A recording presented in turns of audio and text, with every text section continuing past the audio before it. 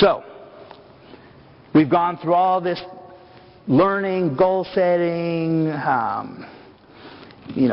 educating ourselves, and we're at the point where we're doing some forecasting. We think we know what's pretty much going to happen at each bend in the road with this plan we have going forward. And now it's time to actually plan it. Start setting the specifics of your plan. You have this big plan that I can think of when I was a new sales rep myself. I wanted to be number one in the whole country. They said it can't be done. There's no way. You're competing against hundreds and hundreds of people that are educated than you, that have more knowledge, they have relationships with their customers. My partners, I had these partners that I worked with that sold different products, but one had been in the territory 10 years, another one 15 years, and many of the people that I was competing with had been calling on these same customers for 20 plus years, and they say, kid, sorry, you just can't go in there and just expect to be number one. In the country, you got to be kidding me. You're not even in the county, you're not even going to be able to accomplish that. Well, never tell me I can't do something, because then even if it's something I don't really want, I've made the mistake of doing it just to prove people wrong. So I'm working on that one. Anyway, so I looked at, okay, I want to be number one. What does that mean? What kind of market share growth do I have to have by the end of the year? Okay, let's break that down by month. Okay, January, February, March, April, May.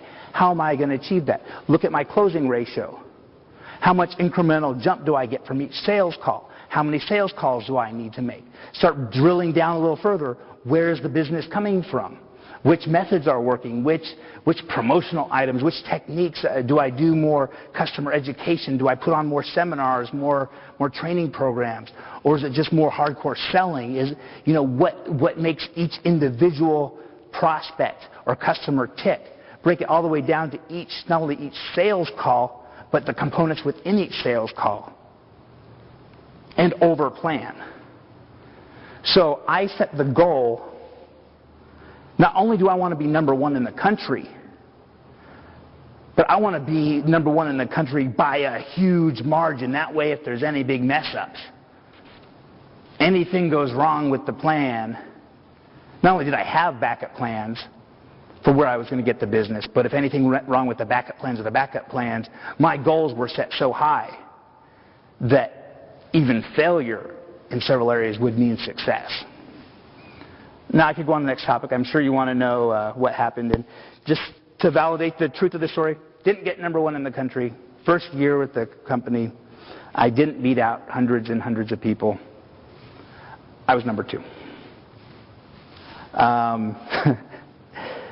Turns out the guy who actually beat me by a small margin had been a guy who had called on his same customers for over 20 years and had set specific plans and milestones and you name it.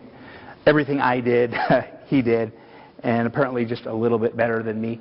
So sometimes you do the right planning. Everything doesn't always go as well, but I settled for being number two. Still got, at the time, what meant it was a huge thing to me, won a trip to Australia, a bunch of cash, things like that. So even when you fail, when you plan for extreme success, you'll find that failure can taste pretty sweet as well.